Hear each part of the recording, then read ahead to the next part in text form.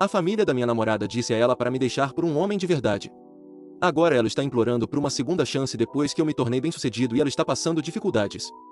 Eu cresci no lado leste de Detroit, só eu e minha mãe depois que meu velho decidiu que cigarros eram mais importantes que a família e nunca voltou da ida rápida ao mercado. Minha mãe era uma guerreira, no entanto.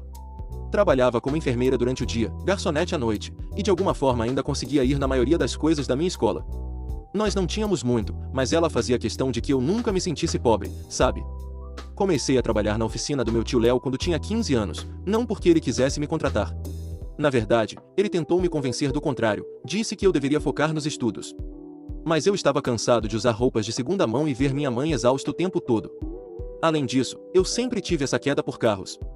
Passava horas vendo vídeos no YouTube sobre motores e modificações, rabiscando designs nos meus cadernos surrados durante a aula. A oficina do tio Léo não era nada chique, só um lugar comum que fazia um trabalho decente para pessoas decentes. Cara, aquela oficina foi minha Harvard. Todo dia depois da escola, eu ia direto para lá, varria o chão, organizava as ferramentas, o que precisasse. Os mecânicos mais velhos começaram a me ensinar coisas quando viram que eu estava realmente interessado. Aos 16, eu trocava óleo de olhos fechados. Aos 17, já ajudava em reconstruções de motor. Aqui é onde fica interessante. Um dia, um cara chega com um Mustang GT todo acabado. Outras oficinas tinham desistido, disseram que não valia a pena consertar. Mas eu vi potencial. Passei 2 semanas ficando até tarde depois do meu expediente normal, pesquisando em fóruns, tentando coisas diferentes. Finalmente deixei ele funcionando melhor que novo. A palavra se espalhou depois disso. Se você tinha um carro de alta performance que precisava de trabalho sério, a oficina do tio Léo era o lugar para ir e eu era o garoto para procurar. Me formei no ensino médio com notas decentes graças a minha mãe me cobrando sobre o dever de casa. Mas faculdade não estava nos planos. Fui para uma escola técnica, consegui todas as certificações. Foi lá que conheci a Lara. Cara, pensando agora, eu deveria ter visto as bandeiras vermelhas desde o primeiro dia. Ela trouxe a BMW dela para a oficina onde eu estava fazendo meu aprendizado. Nada especial, só um Série 3 que o papai comprou para ela no aniversário de 20 anos. Eu sei. Mas ela era diferente das garotas ricas que a gente via. Parecia realmente interessada quando eu explicava o que havia de errado com o carro dela. Não agia toda enojada com minhas mãos manchadas de graxa nem ria das minhas piadas bobas sobre carros. Começamos a namorar algumas semanas depois. Olhando para trás, acho que ela me via como a rebelião dela contra a família presunçosa. Sabe como garotas ricas às vezes namoram um bad boy para irritar os pais? Só que eu nem era bad boy, só um cara da classe trabalhadora que era bom com carros e tinha grandes sonhos. Os primeiros 2 anos foram muito bons, na verdade. Ela trazia almoço para mim na oficina, ficava por perto enquanto eu trabalhava em projetos. Comecei a fazer trabalhos por fora, guardando cada centavo que podia. Tinha essa visão de abrir meu próprio lugar, não só mais uma oficina, mas uma garagem de customização de alto nível, o tipo de lugar onde as pessoas trazem suas Ferraris e Lamborghinis para trabalho sério. Lara parecia apoiar, sempre falando como acreditava em mim. Tudo virou bagunça por causa da família dela, no entanto. Meu Deus! Imagine cada estereótipo sobre snobs de dinheiro antigo. Multiplique por 10 e você chega perto. O pai dela, o tal grande desenvolvedor imobiliário, fazia perguntas condescendentes sobre meu hobbyzinho de carros nos jantares em família. A mãe dela vivia falando de como o filho da amiga estava indo tão bem na faculdade de medicina ou como o marido da prima tinha acabado de virar sócio no escritório de advocacia. Mas eu mantive a calma, focado nos meus objetivos. Aos 24, eu tinha uma reputação sólida na cena automotiva de Detroit. Comecei a conseguir clientes de alto nível pelo boca a boca. Fui até destaque numa revista de carros local por uma restauração personalizada que fiz num Shelby GT 500 de 67. As coisas estavam melhorando. Lara e eu estávamos juntos há 4 anos nessa altura. Falávamos sobre casamento, filhos, tudo. Eu estava juntando dinheiro para um anel, nada chique, mas era dinheiro honesto que ganhei com minhas próprias mãos. Tinha todo um plano de pedi-la em casamento assim que conseguisse o empréstimo para minha oficina. Todo ano a família de Lara organizava esse baile beneficente chique para alguma fundação, salve o que seja. Normalmente eu arrumava uma desculpa para não ir. Nada mais desconfortável do que estar cercado por herdeiros que acham que trocar o próprio óleo é excêntrico e aventureiro. Mas dessa vez Lara insistiu, disse que era importante para a família dela que eu estivesse lá. Bandeira vermelha número 1 que eu ignorei completamente. Me esfolei naquela semana para terminar um Porsche GT3 de um cliente mais cedo para poder ir. Até comprei um terno novo. Nada chique, mas definitivamente um passo acima das minhas promoções de loja de departamento. Passei 3 horas vendo vídeos no YouTube de como dar um nó Windsor direito. Olhando para trás, acho que tentei demais. Mas queria deixar Lara orgulhosa. O baile foi numa mansão ridícula fora da cidade. Estamos falando de fonte na entrada, manobrista. Momento estranho quando reconheci um dos manobristas. O cara trabalhava na oficina do tio Léo. Lustres de cristal o suficiente para cegar um pequeno exército. Eu destoava no segundo em que entrei, mas estava tentando agir com naturalidade. Foi quando o maldito Liam Sterling III fez sua entrada triunfal. Esse idiota chega num Porsche GT3 RS novo, o modelo exato em que eu vinha trabalhando a semana toda, só que o dele era zero, provavelmente nunca tinha visto nem um pingo de poeira. Ele entra vestindo o que descobri depois ser um terno de $12.000. Pesquisei depois. Um relógio tão ridiculamente caro que provavelmente custava mais que minha renda anual. E aquele corte de cabelo típico de herdeiro que grita: os advogados do meu pai têm advogados. Eis a questão, descobri que a família dele era dona da Sterling Luxury Automobiles, uma rede de concessionárias de luxo em 3 estados. As mesmas concessionárias que às vezes nos enviavam carros problemáticos que não conseguiam consertar. A ironia era incrivelmente dolorosa. A mãe de Lara praticamente correu pela sala para cumprimentá-lo. Liam, querido, não sabíamos que você estaria aqui. Mentira total. Descobri depois que eles o tinham convidado especificamente. Na mesma hora, eles estão direcionando Lara para ele, garantindo que sentassem juntos no jantar. Durante o jantar, tive que sentar ali e ouvir esse cara se gabar dos seus últimos negócios, todos financiados com dinheiro do papai, claro. Acabei de adquirir uma nova concessionária em Chicago, diz ele, girando seu vinho de $1.000 como se estivesse num comercial chique, planejando expandir para o mercado de carros exóticos. É realmente sobre entender a mentalidade do consumidor de luxo. Quase engasguei com a porção minúscula estranha de algum prato francês que estavam servindo. Esse cara não saberia o que é trabalho de verdade num carro se ele mordesse o traseiro cheio de grife. Mas toda vez que ele abria a boca, os pais de Lara estavam praticamente babando. O pai dele ficava falando coisas como: esse é o tipo de visão inovadora que a indústria precisa e você realmente entende o lado comercial das coisas. O tempo todo, notei Lara ficando mais quieta. Normalmente ela entrava na conversa, falava sobre algum trabalho personalizado que eu tinha feito, como eu planejava abrir minha própria oficina. Mas naquela noite, nada. Só sentou ali, concordando e rindo das piadas horríveis de Liam sobre pessoas que ainda compram carros americanos. Isso doeu mais do que qualquer das indiretas sobre minha origem. Depois do jantar, teve dança. Não sou muito de dançar, a menos que conte a dancinha da vitória depois de reconstruir um câmbio com sucesso. Mas estava tentando. Aí Liam corta todo suave com suas habilidades de dança de salão, provavelmente aprendidas em alguma escola preparatória chique. Lara nem olhou para trás. O resto da noite foi tortura. Tive que vê-los dançando, conversando, rindo. A mãe dela ficava por perto, tirando fotos, fazendo comentários sobre como formavam um lindo casal. Enquanto isso, eu estava no bar afogando minha frustração numa bebida cara que não conseguia nem apreciar direito. Na volta para casa, Lara estava diferente, quieta. Quando tentei brincar sobre o Liam ser um estereótipo ambulante, ela não riu como costumava. Em vez disso, ficou na defensiva. Ele é realmente inteligente sobre a indústria, disse ela. Talvez você pudesse aprender algo sobre o lado comercial com ele. Foi quando eu soube, no fundo. Acho que soube ali que estávamos acabados, mas como um idiota, ignorei. Fiquei dizendo a mim mesmo que ela estava só impressionada com a festa chique, que as coisas voltariam ao normal quando voltássemos à nossa rotina. Nas semanas seguintes, Lara começou a se envolver mais com o círculo social da família dela. De repente, ela estava ocupada demais para ficar na oficina. Sempre tinha algum evento de caridade ou função social para ir. E de alguma forma Liam estava sempre lá também. Só coincidência, ela dizia. Claro. A gota d'água, descobri que ela estava tendo almoços de negócios com Liam para discutir oportunidades de investimento para minha futura oficina. Aparentemente ele estava interessado em apoiar talentos locais. Claro, apoiar, me apoiando para fora do relacionamento. Foi numa terça-feira que minha vida implodiu. Lembro porque tinha acabado de terminar uma reconstrução complexa de câmbio no Mercedes AMG GT de um cliente. Estava me sentindo muito bem, com graxa até os cotovelos, mas um cheque gordo no bolso. O tipo de dia que normalmente significava uma cerveja de comemoração com os caras da oficina. Aí Lara manda um texto: podemos conversar? Passo aí depois do trabalho. Quem já recebeu esse texto sabe exatamente o que significa. Mas, idiota que sou, achei que talvez ela quisesse se desculpar por estar distante ultimamente. Corri para casa, tomei o banho mais rápido da minha vida, até limpei meu pequeno apartamento em cima da oficina. Não era muito, mas era meu. Pago com trabalho honesto e horas longas. Ela parece parecendo ter saído de uma revista. Tudo de grife, cabelo perfeito, nada fora do lugar. Enquanto isso, minhas mãos ainda tinham óleo de motor debaixo das unhas que não saía por mais que eu esfregasse. O contraste bateu diferente naquele dia. Acho que precisamos de um tempo.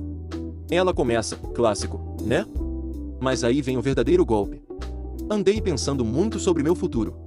Eu só sentei ali no meu sofá gasto enquanto ela fazia seu discurso ensaiado, sobre como precisava de estabilidade, como estava num ponto da vida em que precisava pensar seriamente no futuro, como a família dela fez perceber algumas coisas. Aí o golpe final, ela teve a cara de pau de dizer isso. Liam me ajudou a entender o que realmente quero na vida. Alguém estabelecido, alguém que possa me proporcionar o estilo de vida que estou acostumada. Sabe o que é mais louco? Eu nem fiquei bravo. Não gritei nem joguei coisas. Só fiquei sentado, sentindo como se alguém tivesse arrancado meu coração pela garganta. 4 anos de memórias passando pela mente. Todas as noites tardias que ela passou na oficina comigo, todos os planos que fizemos. Todo o tempo que ela disse que acreditava nos meus sonhos. E a oficina? Perguntei. E tudo que planejamos? Ela realmente revirou os olhos. Revirou os olhos, cara. Seja realista. Quanto capital é necessário para competir com garagens de luxo estabelecidas? Liam diz. Eu a interrompi ali. Liam diz? O cara que nunca trocou o próprio óleo, é com ele que você tá pegando conselho de negócios agora. Ela fez aquela cara de quem eu era um garoto que simplesmente não entendia como o mundo real funciona. É exatamente disso que estou falando. Você é tão focado no lado técnico que não entende a realidade do negócio. Liam tem conexões. Ele entende o mercado de luxo. Eu levantei. Algo dentro de mim simplesmente quebrou. Sai. Sai agora. Pega suas bolsas de grife, sua realidade de negócios e seu maldito Liam e sai. Ela parecia chocada. Provavelmente esperava que eu implorasse, que prometesse mudar, que me humilhasse por outra chance. Em vez disso, fui até a porta e segurei aberta. Ela saiu sem dizer mais nada. 2 dias depois. 2 malditos dias. Ela está no Instagram, fotos com Liam num restaurante na cobertura, o braço dele na cintura dela, os dois parecendo que estão gravando um comercial para problemas de gente rica. Às vezes a vida te leva exatamente para onde você precisa estar. A pior parte, os comentários. Todas as amigas ricas dela dizendo coisas como: meu Deus, finalmente vocês são perfeitos juntos e isso é o que você merece, garota. Como se todo nosso relacionamento tivesse sido só uma fase vergonhosa pela qual ela passou. Aí veio o verdadeiro desastre. Lembra do Mercedes que eu tinha acabado de terminar? O dono liga no dia seguinte, diz que o câmbio está agindo de novo. Eu estava tão destruído pelo término que devo ter deixado passar algo na remontagem. Tive que arcar com o custo do conserto. Lá se foi o cheque gordo que eu estava tão orgulhoso. Mais erros vieram. Comecei a beber demais, chegar atrasado no trabalho, perder foco durante os serviços. Tio Léo tentou conversar comigo, mas eu não queria ouvir. Clientes começaram a ir para outros lugares. Minhas economias para a oficina estavam acabando rápido. Entre os trabalhos que tive que refazer e a tentativa de afogar as memórias de Lara, perdi mais 3 trabalhos grandes em 2 semanas. A notícia se espalha rápido no mundo dos carros de luxo. Um erro e sua reputação sofre. 2 erros e começam a procurar outro lugar. Tio Léo tentou ajudar. Ele é um cara bom. Continuou me dando chances mesmo quando eu apareci atrasado, de ressaca, ou ambos. Mas depois que risquei a pintura de um Camaro 69 restaurado de um cliente porque estava distraído demais para notar uma chave inglesa solta na bancada, ele teve que tomar uma decisão. Me puxou de lado numa sexta-tarde, a dor estampada no rosto. Filho, eu te amo como um filho, mas não posso deixar você trabalhar em carros assim. Você vai se machucar ou machucar alguém. Tire um tempo, coloque a cabeça no lugar. Naquela noite, bebi até não sentir mais nada. Acordei no chão do banheiro com 3 ligações perdidas do meu senhorio. Descobri que estava devendo 2 meses de aluguel do meu apartamento em cima da oficina. Eu estava tão fora de mim que nem vi os avisos de atraso acumulando. O verdadeiro golpe, minha conta poupança estava quase vazia. 4 anos economizando cuidadosamente cada centavo para o sonho da minha oficina, perdidos em menos de 2 meses de autodestruição. Entre os trabalhos que errei e tive que consertar, a bebida e tentar manter as aparências em alguns encontros que tive, como se isso fosse ajudar, queimei quase tudo. Tive que voltar a morar com minha mãe aos 26. Ela não disse nada quando apareci na porta dela com 2 mochilas e uma caixa de ferramentas. Só me abraçou e disse que o jantar estaria pronto em 1 hora. Mas a vi chorando na cozinha mais tarde naquela noite. Isso me destruiu, saber que estava fazendo minha mãe chorar depois de tudo que ela sacrificou para me criar direito. Comecei a pegar qualquer trabalho que encontrasse. Trabalhava na AutoZone durante o dia, entregava pizza à noite. Mas o pior, tive que pegar um trabalho como manobrista num restaurante chique no centro. O mesmo tipo de lugar onde eu sonhava em levar Lara um dia, quando conseguisse. Aí aconteceu. O momento que realmente me quebrou. Estou lá no meu uniforme de manobrista, calça de poliéster barata e um colete vermelho que me fazia parecer um elfo de Natal rejeitado. Para um Porsche GT3 RS familiar. Aquele tom específico de azul Shark que ainda assombra meus sonhos. Tesse Lian, parecendo um modelo da revista GQ. E aí, Lara? Ela estava usando um vestido vermelho que provavelmente custava mais que meu carro. Tudo de grife. Aquela pulseira de tênis que Lian tinha postado dando para ela no Instagram. Eu ainda estava pateticamente checando as redes sociais deles. Ela me viu. Sei que me viu, mas olhou através de mim como se eu fosse invisível. Só me entregou a Clute com aquele sorriso de aeromoça que você dá para o ajudante. Lian, no entanto, esse personagem realmente me reconheceu. Faz um sorrisinho, puxa a carteira. Cuida bem dele, diz ele, me entregando uma nota de $100. Sei como as coisas têm sido difíceis para você ultimamente. Eu queria enfiar aquela nota goela abaixo dele. Queria dizer que eu sabia mais sobre carros do que ele jamais saberia. Queria apontar que dinheiro de papai não faz de você um homem. Mas sabe o que eu fiz? Peguei o dinheiro. Porque eu precisava. O ar-condicionado da minha mãe tinha quebrado e ela não deixava eu pagar para consertar, mas eu sabia que aqueles $100 cobririam as peças que eu precisava. Naquela noite, depois do turno, sentei no meu carro, o mesmo Mustang que tive tanto orgulho de construir do nada, agora mostrando a idade e o descuido. Peguei meu telefone, olhei o Instagram de Lara. Lá estavam eles, no mesmo restaurante onde eu tinha acabado de ser manobrista. Foto perfeita, vida perfeita. Tudo perfeito. Inacreditável. 21 quilos de pura gordura de depressão no meu corpo, uniforme barato, fedendo a carros de outras pessoas. Aquela nota de $100 queimando no meu bolso. Esse foi meu fundo do poço. Mas aqui está a coisa sobre bater no fundo, uma vez que você está lá, não tem mais nada a perder. Dirigi para casa naquela noite, passei direto pela minha mãe vendo seus programas tarde da noite, entrei no meu quarto de infância que ainda tinha meus troféus do ensino médio na parede. Fiquei ali parado olhando no espelho por horas. O cara olhando de volta, eu não o reconhecia mais. Não me barbeava há semanas. Olheiras profundas. Parecia um estranho usando meu rosto. Foi quando tomei a decisão. Com D maiúsculo. Porque às vezes você precisa quebrar completamente antes de poder reconstruir. E reconstruir, isso é exatamente o que eu estava prestes a fazer. Aquela nota de $100 que Liam me deu, mudou tudo. Mas não do jeito que ele pretendia. Na manhã seguinte ao incidente do manobrista, acordei às 4 da manhã. Algo dentro de mim estava diferente. Fui ao banheiro, peguei a balança digital velha da minha mãe e encarei a realidade. 110 quilos. Tinha ganhado 21 quilos de pura gordura de depressão em poucos meses. Peguei meu telefone, deletei todos os aplicativos de entrega, deixei de seguir Lara e Lee em tudo e baixei um aplicativo de contagem de calorias. Aí fiz algo que não fazia desde o futebol americano no ensino médio. Coloquei meus tênis velhos de corrida e fui correr. Consegui exatos 6 minutos antes de achar que meus pulmões iam explodir. Mas aqui está a coisa sobre o fundo do poço, você tem tempo de sobra. Sem namorada para agradar, sem vida social para manter, sem reputação para proteger. Só horas e horas para se reconstruir. Então fiz um plano. Um de verdade. Não desses de resolução de ano novo. Acordar 4 horas, shake de proteína, aprendi sobre nutrição adequada no YouTube. 5 horas academia. 7 horas turno na AutoZone. 16 horas trabalho de manobrista. 23 horas estudar negócios e marketing até não conseguir manter os olhos abertos. Repetir todo santo dia. O primeiro mês foi um inferno. Meu corpo doía constantemente. Morar com minha mãe aos 26 parecia o fracasso final. O trabalho de manobrista era um lembrete constante de tudo o que perdi. Mas eu continuava olhando para aquela nota de $100 na minha parede, pensando no sorrisinho de Liam. Usei aquela raiva, aquela humilhação como combustível. No terceiro mês, as coisas começaram a mudar. Perdi 11 quilos, comecei a ver definição muscular de novo. Os clientes regulares da AutoZone começaram a perguntar o que eu estava fazendo de diferente. A maior mudança estava acontecendo na minha mente. Sabe, trabalhar na AutoZone teve um benefício inesperado. Eu conversava com todo tipo de cara de carro em Detroit, desde pais de subúrbio trabalhando em seus projetos de fim de semana até colecionadores sérios mantendo seus clássicos. Comecei a notar padrões no que eles reclamavam, o que não conseguiam encontrar, o que gostariam que existisse. Os caras de alto nível especialmente reclamavam como as concessionárias, como a rede da família de Liam, estavam cobrando demais por trabalhos básicos e estragando os serviços complexos.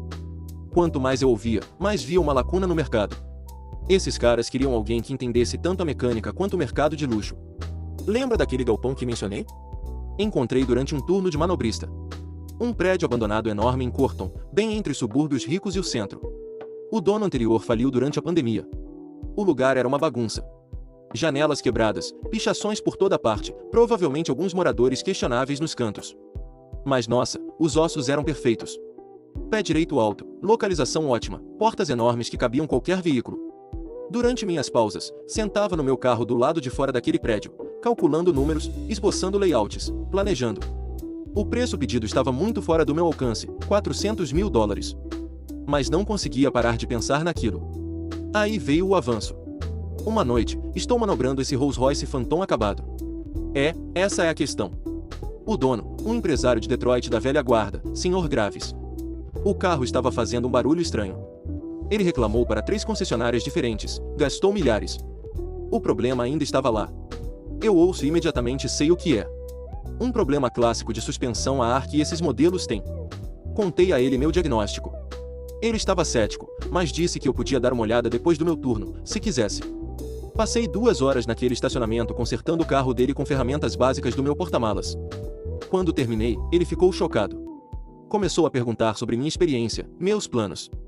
Contei a ele sobre o galpão que queria comprar, sobre minha visão para uma garagem de luxo diferente, sobre como o mercado atual não atendia caras como ele. Devemos ter conversado por mais 1 hora. No dia seguinte, ele liga, quer se encontrar no escritório dele. Apareço com minhas melhores roupas, o que não era grande coisa na época. Mãos ainda manchadas de óleo de motor, apesar de esfregá-las até ficarem cruas.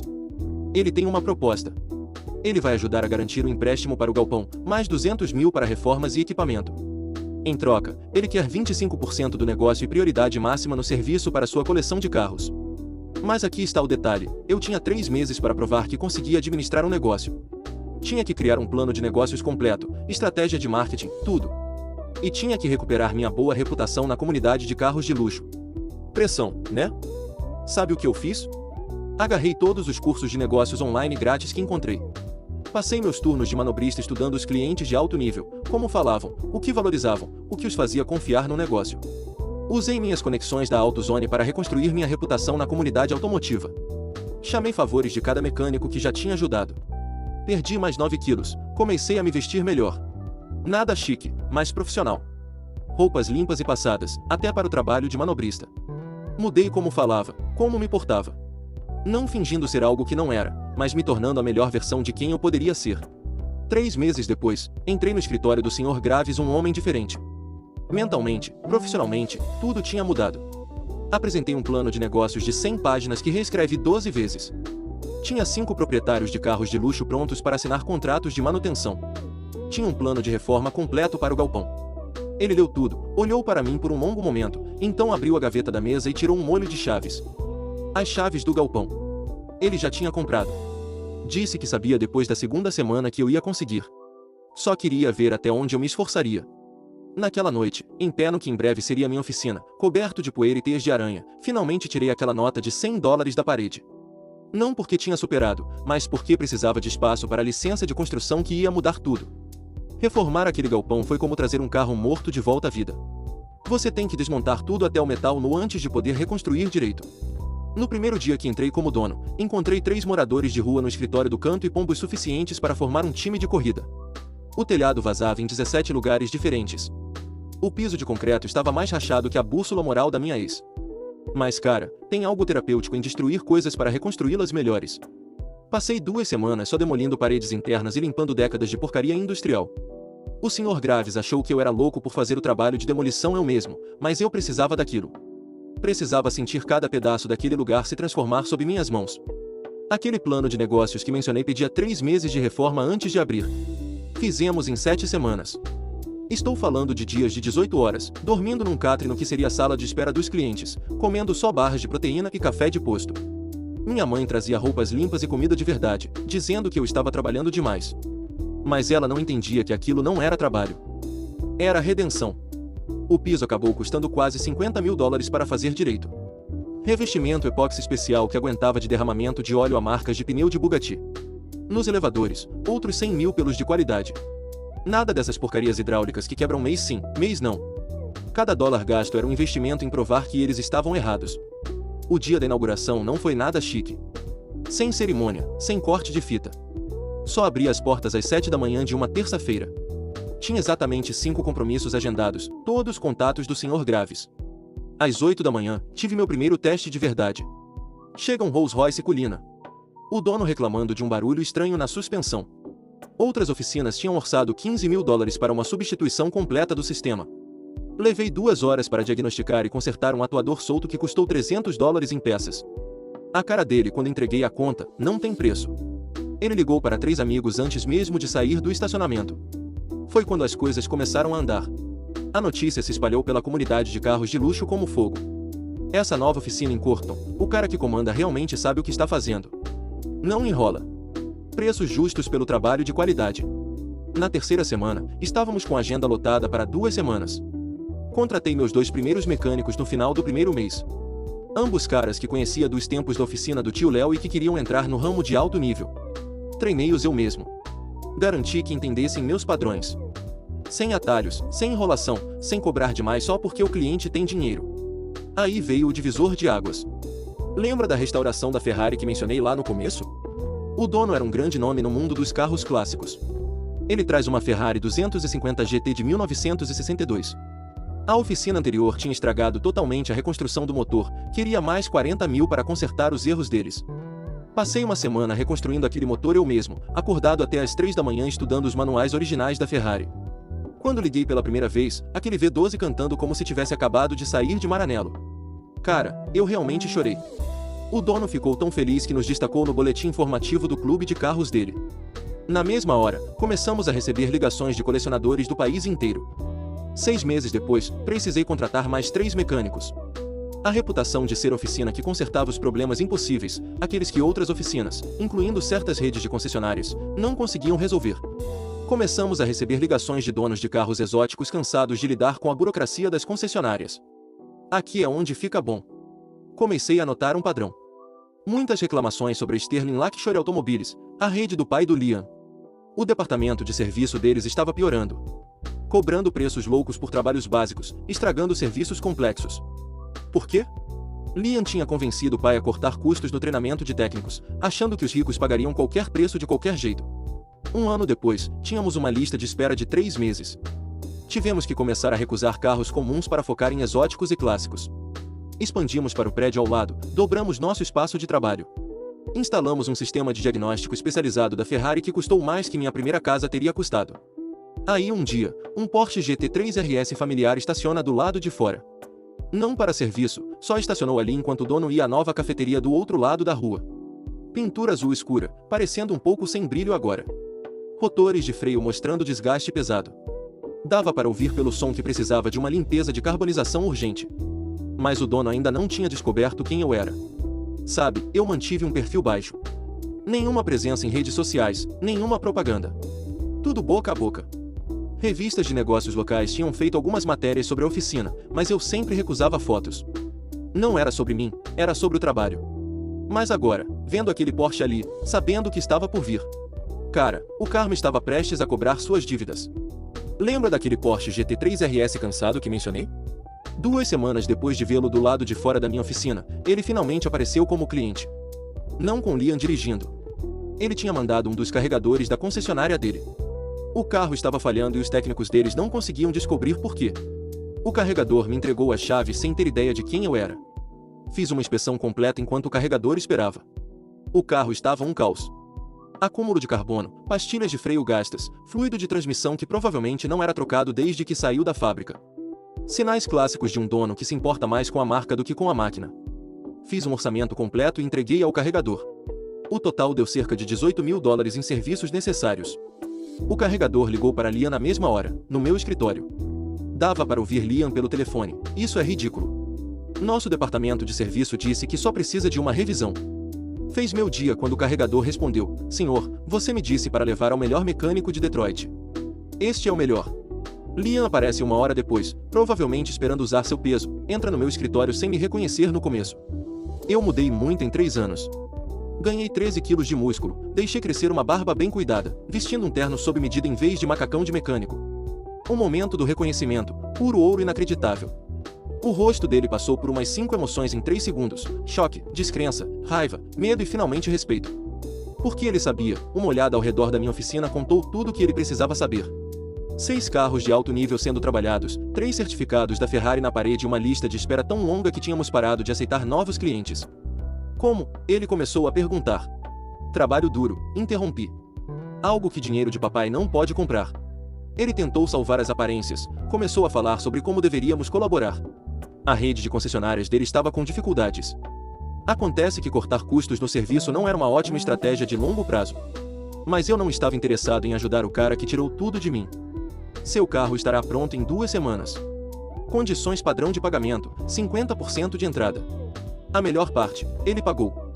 Não teve escolha, na verdade. A reputação dele estava em jogo e a concessionária dele não conseguia consertar o carro direito. Mas isso foi só o aperitivo. O prato principal veio cerca de 1 mês depois, quando recebi um e-mail interessante. Sterling Luxury Automobiles estava querendo vender algumas de suas localizações. Acontece que a reputação do departamento de serviço deles tinha caído tanto que estavam perdendo milhões. Clientes de alto nível estavam saindo em massa, muitos deles vindo para nós. Lembra do Sr. Graves, meu mentor e investidor? Acontece que ele faz parte do conselho de vários bancos. Bancos que detinham os empréstimos comerciais da família Sterling. Uma ligação dele, de repente, esses empréstimos estavam sendo revisados de perto. A verdadeira cereja do bolo, Lara apareceu na minha oficina sem avisar uma tarde. Ela parecia diferente. As roupas de grife tinham sumido, substituídas por coisas comuns de loja. Aquele brilho perfeito de garota rica tinha sumido. Acontece que os problemas financeiros da família de Liam tinham chegado em casa. Sem mais cartões de crédito sem limite, sem mais compras de luxo.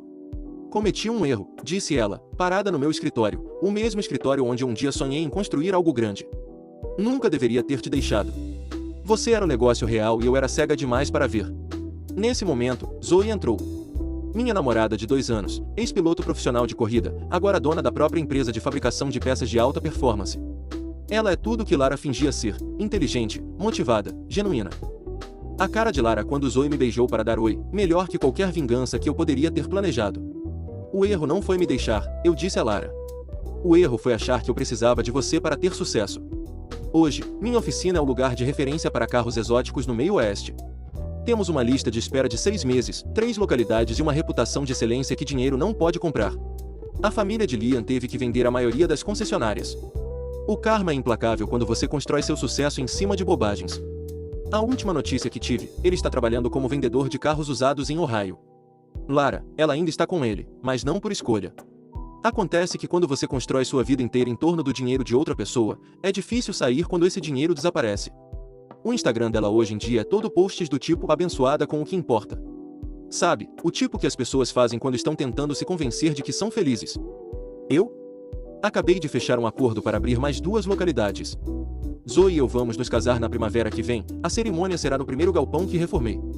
O Sr. Graves vai ser meu padrinho. Aquela nota de $100 que Liam me deu quando eu era manobrista, está emoldurada no meu escritório, bem ao lado do prêmio de empresário do ano passado. Às vezes penso naquela noite como manobrista, vendo eles entrarem naquele restaurante como se fossem donos do mundo. Tudo que construí desde então não é sobre vingança.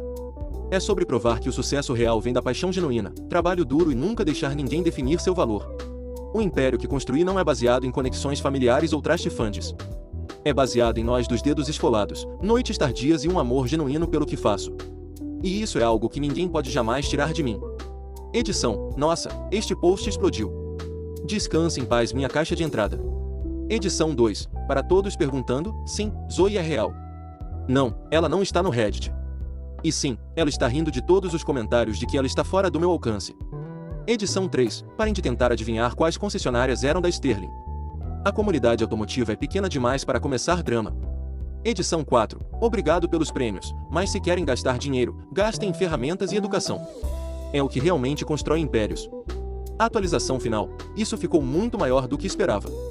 Para todos os jovens em situações similares, foquem em vocês mesmos. Sucesso não é sobre provar que os outros estão errados. É sobre provar que você está certo. Construam algo real, e o karma cuida do resto. E para o cara que perguntou se eu faria tudo de novo num piscar de olhos, às vezes perder tudo é o único jeito de perceber do que você é capaz de construir.